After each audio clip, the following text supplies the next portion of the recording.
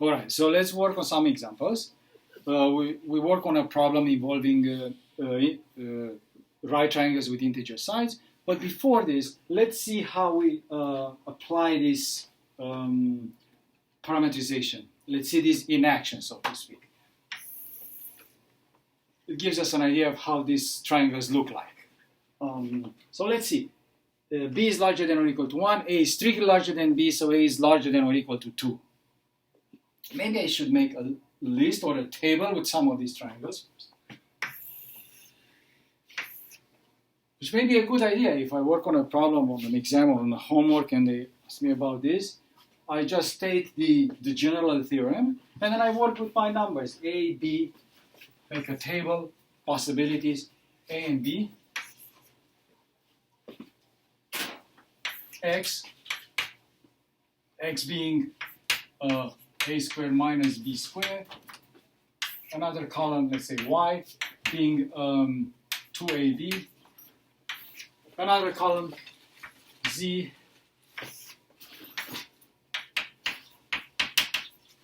A squared plus B squared, and the actual triangle. The right angle here. These are all the primitive triangles. I mean, there are infinitely many of them. All I need to make sure is that A is strictly larger than B. They are relatively prime, exactly one of them odd and one of them even. So the first possible choice for A is 2, because it has to be strictly larger than B, and B is larger than or equal to 1. So it's 2, in which case B is forced to be 1. They are relatively prime. They satisfy this condition, so it gives me this pair. A is 2, B is 1. Gives me one right triangle with integer sides. Let's find the triangle. X is A squared minus B squared. It's 2 squared minus 1 squared. That's 3. 2 times A times B is 4. And A squared plus B squared is 2 squared plus 1 squared. It's 5.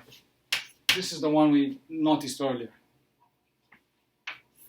So the triangle is 3, 4, 5. Now, A is 3. Next. Let's see. Exactly one of them. So B is less than 3. It's either 1 or 2. It's relatively prime with A, but both numbers are relatively prime with 3. Exactly 1 is even. A is odd, so B has to be even. So for A equals 3, I have only one option for B, and that's 2. Let's see what triangle I get in this form. In this way. A squared minus B squared, it's 9 minus 4, it's 5. Oh, I got the 5 earlier, but this is not the same triangle. This is the hypotenuse. It's going to be larger. 2 times A times B, it's 2 times 3 times 2, that's 12.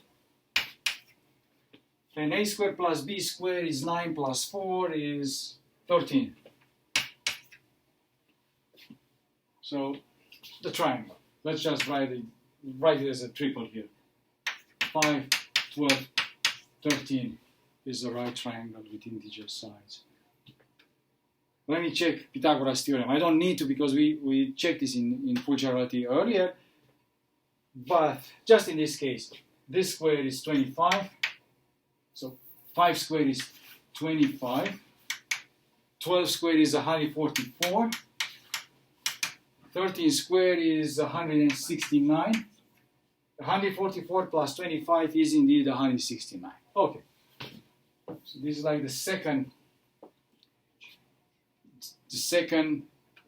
primitive Pythagorean triple. The next, A is 4. I have 2 choices for B now. They have to be odd, relatively prime with 4, smaller than 4. So 1 and 3. This should give me 2 different triangles.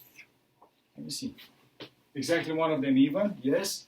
Relatively prime, and A is larger than B, larger than or equal to 1. And then 4 and 3 gives me another triangle.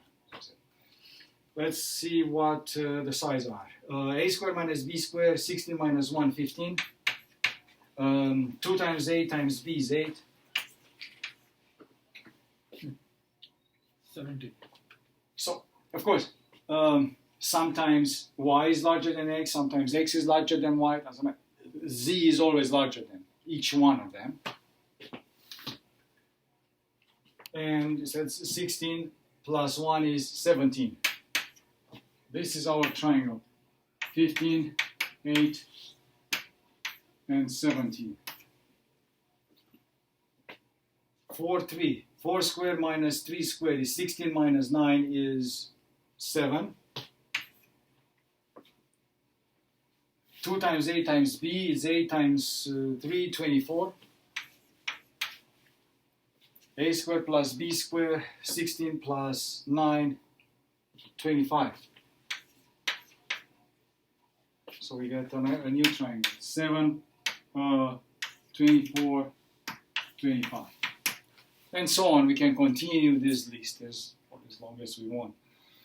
Now, let's actually work on a problem similar to one that we might face on the exam. Say, find all the right triangles with integer sides as such that, and I need to give one more condition, so that the total number of solutions is finite, so we can find them. Let's say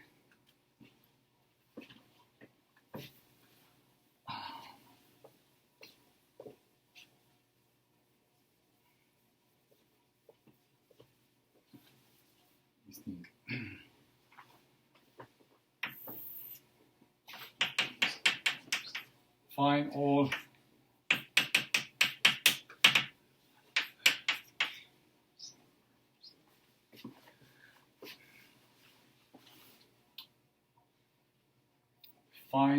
the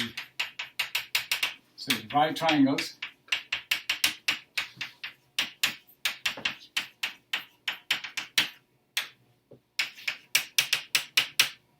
integer sides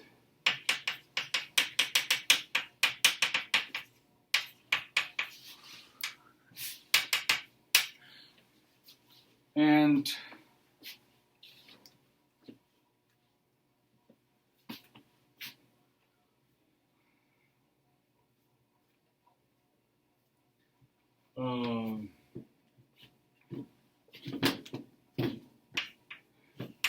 or such that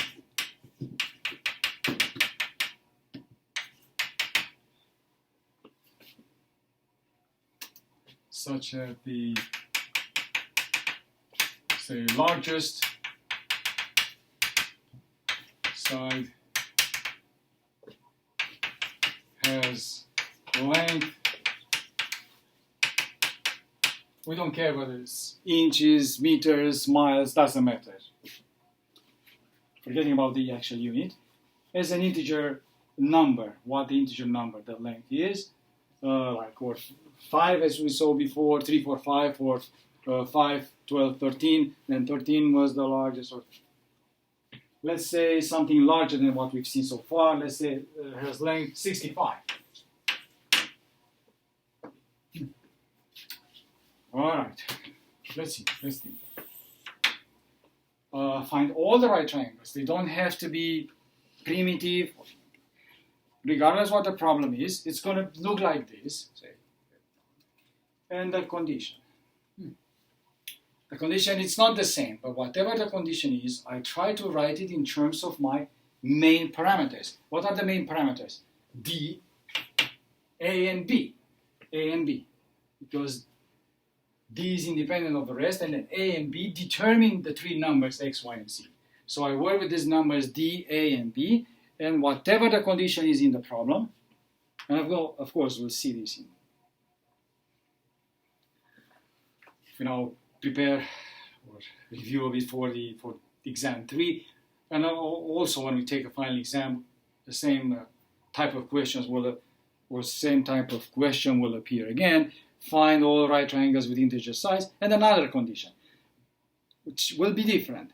So we don't work with a specific condition, but whatever it is, our procedure, I think, is clear. We try and rewrite the condition. It's going to be easy to rewrite it in terms of these three numbers, D, A, and B, and then we think about this, and try and find all the possible solutions. So I start the problem by writing what we know on my exam or homework or whatever. I start exactly like this. All by making this statement, regardless of what the problem is. All the right triangles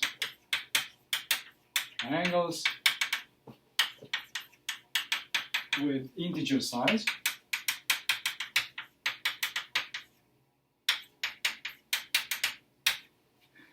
have the form or are given by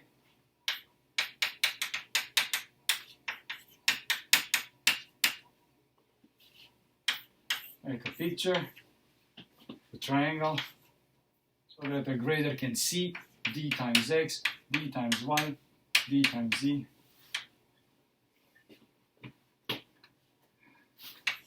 Where d larger or equal to 1, x, y, z are given by a squared minus b squared, a squared 2ab, a squared plus b squared, and a larger than b larger than 1, and the other condition. So in other words, I just write the same thing regardless of what the problem is. Any grader will understand what I'm saying. That I know the statement, that I can use it now. All of them are of this form. Once I write this, I read the rest of the problem. Because now there are infinitely many. I read the rest, this thing, and rewrite the condition in terms of d, a, and b. So let me erase everything.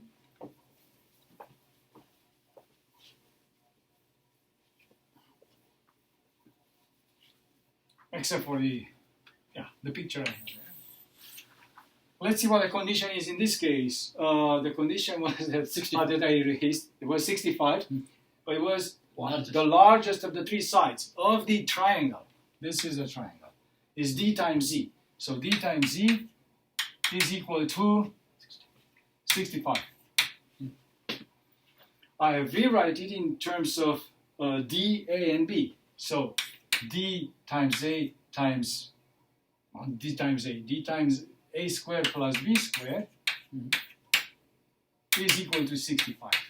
Yes. I work with this, try and find all the solutions. That's on one hand.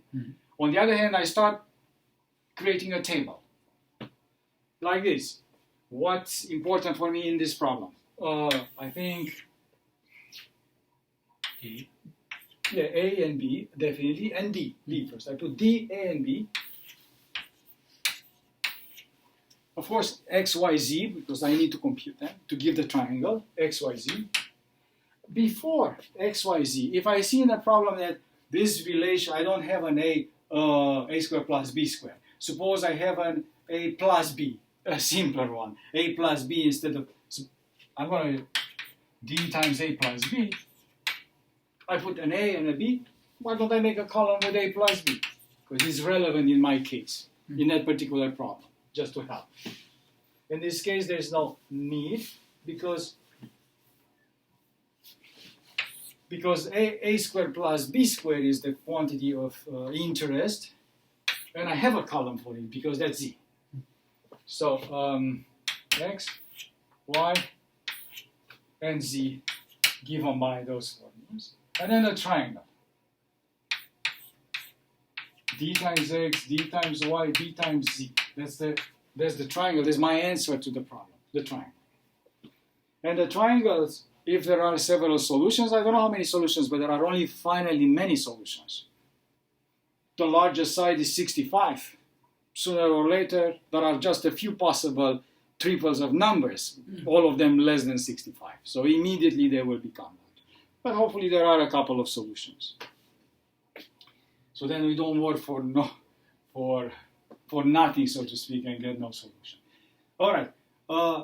We also know that any solution of this equation in positive integer numbers, d, a, and b, with no restriction on d, and with a squared and with a and b satisfying those conditions, will give me a solution to the problem. So now let's see. Maybe, so I have 65 written as a product of two numbers. Why don't I, so each one is a divisor. This is a divisor of 65. Well, I can start like this. This is a divisor of 65, so there aren't too many divisors. 65 in this case. But also a squared plus b squared is a divisor of 65. 65, so let me rewrite this. D times a squared plus b squared is equal to 65, and it's equal to 5 times 13. Okay, so I can see that there are 4 possible values for d. D equals 1, d equals 5, d equals 13, and d equals 65.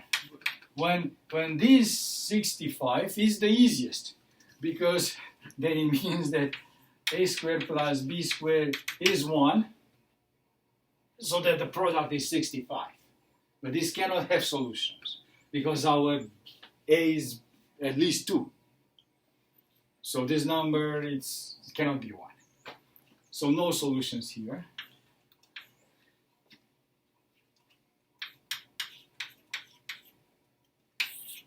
When d is 13, let's see, d is 13, then a squared plus b squared has to be 5, because 5 times 13 is 65, so there may be solutions. Let's see. So I put d equals 13 right here. I should actually, if I want to complete this, I would put these 65 as well, and I say no, no solutions. You know, no solution. Means nothing, where I don't put the line, doesn't matter. But the next one, d is 13. Why do I start with d in decreasing order?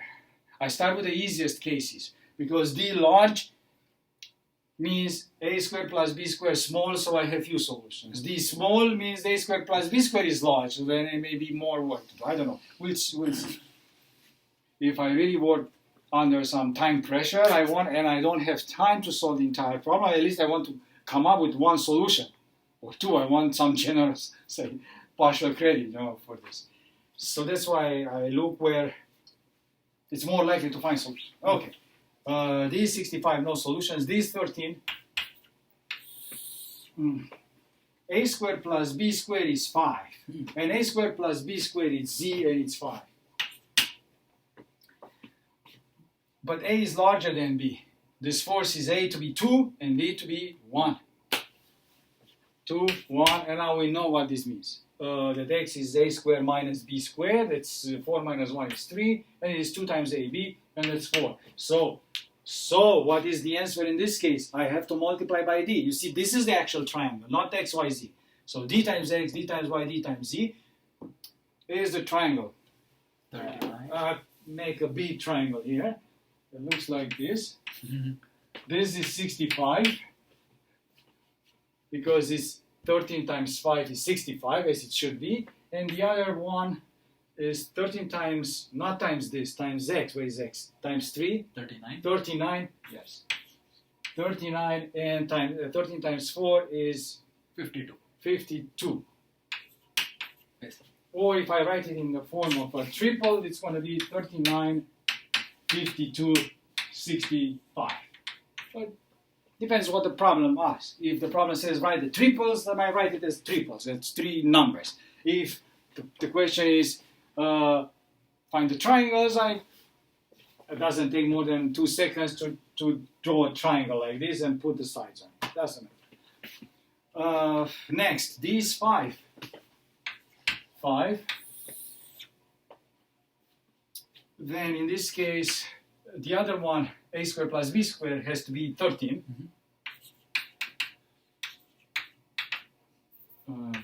13. A squared plus b squared being z, I just put a 13 already. But I need to see what a is and what b is. 13 is the sum of 2 squares in how many ways? It's just 1. But being a prime number, it's a sum of 2 squares. Now we see a sum of 2 squares in only one way. And that's 9 plus 4. Yes. So a has to be, and a is the larger one. So a has to be 3, and b has to be 2. Gives an x, it's 3 squared minus 2 squared, it's 9 minus 4 is 5. And then 2 times a times b is 12. So this is the primitive triangle that one of the primitive triangles we saw before, 5, 12, 13, but now it's multiplied by 5. So I have a 25, 60. 25, 60, 65. and 65. Wow.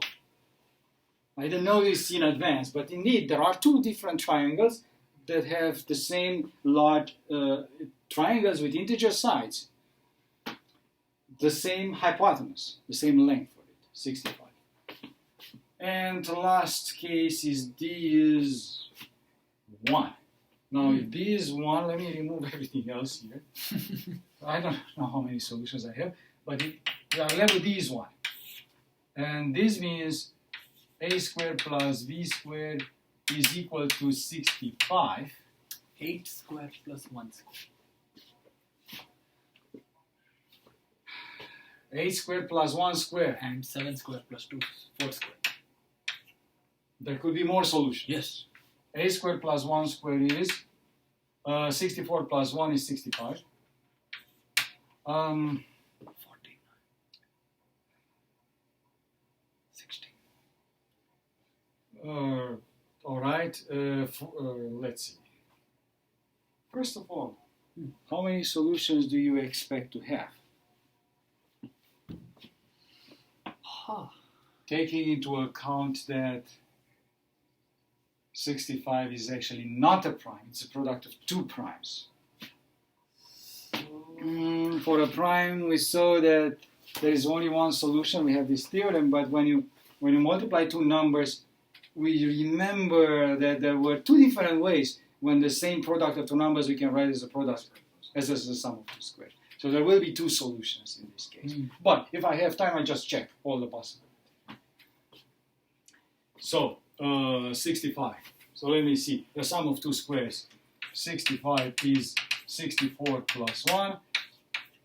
There should be another one. If it's not 64, it's smaller. It's 49. 49 is 49 plus 16? Yes. And the previous one, 65 is, I don't know if there are more. No. A smaller square would be 36. 29. 29, that's not a square. And then the largest, and then 25. No. No, because already I took the largest square first, and it's too small. 25 is too small, plus another number like that is less than 65. So immediately we see there are only 2 solutions. Now let's see. A and B. A squared plus B squared, and A is the larger of the 2. So A is 8, and B is 1. And I check that it satisfies the other conditions, because otherwise I will not give us a new solution. As we know. But they will actually satisfy. It's 8 and 1. And the other one is 7 and 4. 7 and 4, right. 7 and 4. And still 1. Okay, 8, 1. This is a new one. We stopped with our earlier table, A equals 1, 2, 3, 4, when we were done here. So these are new. Even this part is new. Oh, actually, D being 1, this will be primitive. Yes. Because they are multiplied by 1 then. So these are new primitive ones. Let's see. X is A squared minus B squared is 64 minus 1 is 63. 2 times A times B is 16. And 65. A squared plus B squared, of course, is 65. So I have this as a triangle. 63. Isn't this a bit big? No. 63, 16. If I had a calculator, I would check if I had time. Yes, it works. 63, 16, and 65. They satisfy Pythagoras theorem. And this one. A squared minus B squared, 49 minus 4, 45. It's like 40, no, 14, no, 14, no. 49 minus 16, not minus 4. 33. 49 minus 16 is 33. Yes, sir. 2 times 7 times 4 is 56. And then 49 plus 16 is 65. Okay. Wow. And it gives us the triangle 33, 56, and 65. So in this problem we have 4 solutions. There are 4 different triangles. Think about this geometrically. If you take a size that's 65, you can do it in 4 different ways as a hypotenuse of triangles with integer size. Okay. So let's stop this. This, I think, is the end of our preparation for the